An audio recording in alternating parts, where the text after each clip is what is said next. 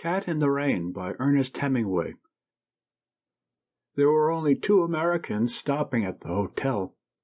They did not know any of the people they passed on the stairs on their way to and from their room. The room was on the second floor, facing the sea. It also faced the public garden and the war monument. There were big palms and green benches in the public garden. In the good weather there was always an artist with his easel. Artists liked the way the palms grew and the bright colors of the hotels facing the gardens and the sea. Italians came from a long way off to look up at the war monument. It was made of bronze and glistened in the rain. It was raining. The rain dripped from the palm trees. Water stood in pools on the gravel paths. The sea broke in a long line in the rain and slipped back down the beach to come up and break again in a long line in the rain. The motor cars were gone from the square by the war monument. Across the square in the doorway of the cafe, a waiter stood looking out at the empty square. The American wife stood at the window looking out. Outside, right under their window, a cat was crouched under one of the dripping green tables.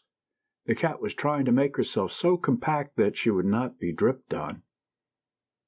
"I'm going down and get that kitty," the American wife said. "I'll do it," her husband offered from the bed. "No, I'll get it. The poor kitty out trying to keep dry under a table." The husband went on reading, lying propped up with the two pillows at the foot of the bed.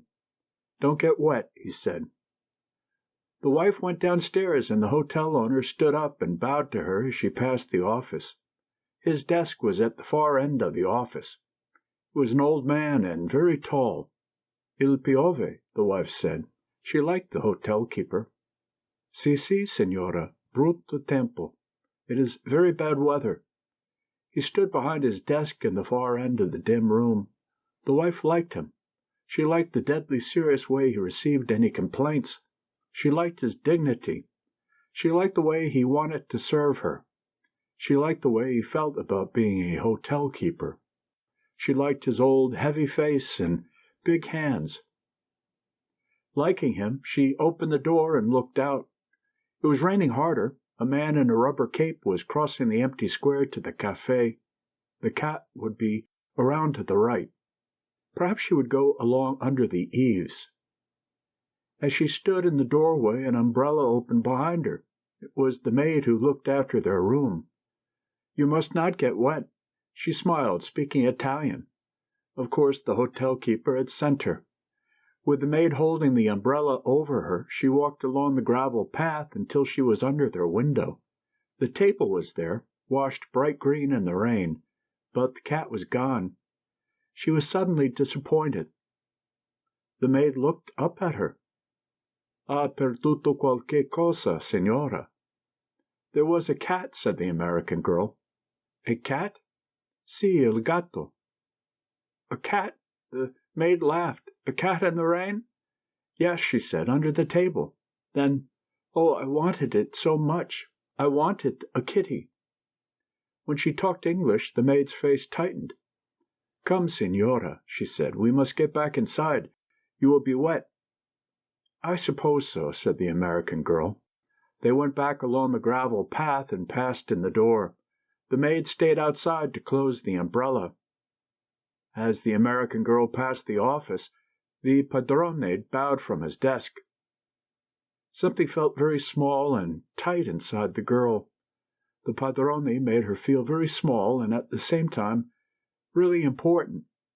She had a momentary feeling of being of supreme importance. She went on up the stairs. She opened the door of the room. George was on the bed, reading. "Did you get the cat?" he asked, putting the book down. "It was gone." "Wonder where it went to," he said, resting his eyes from reading. She sat down on the bed. "I wanted it so much," she said. "I don't know why I wanted it so much. I wanted that poor kitty. It isn't any fun to be a poor kitty out in the rain." George was reading again.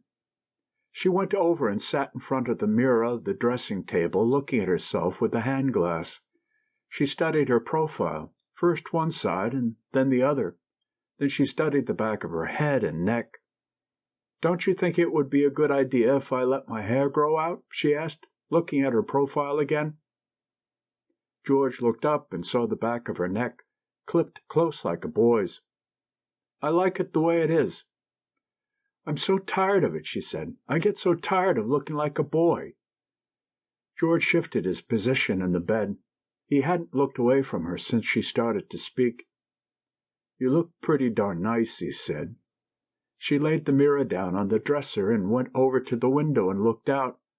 It was getting dark. "I want to pull my hair back tight and smooth and make a big knot at the back that I can feel," she said. "I want to have a kitty to sit on my lap and purr when I stroke her." "Yeah?" George said from the bed. "And I want to eat at a table with my own silver, and I want candles, and I want it to be spring, and I want to brush my hair out in front of a mirror, and I want a kitty, and I want some new clothes." "Oh, shut up and get something to read," George said. He was reading again. His wife was looking out of the window. It was quite dark now and still raining in the palm trees. "Anyway, I want a cat," she said. "I want a cat. I want a cat now. If I can't have long hair or any fun, I can have a cat." George was not listening. He was reading his book. His wife looked out of the window where the light had come on in the square. Someone knocked at the door. "Avante," George said. He looked up from his book. In the doorway stood the maid. She held a big tortoiseshell cat pressed tight against her and swung down against her body.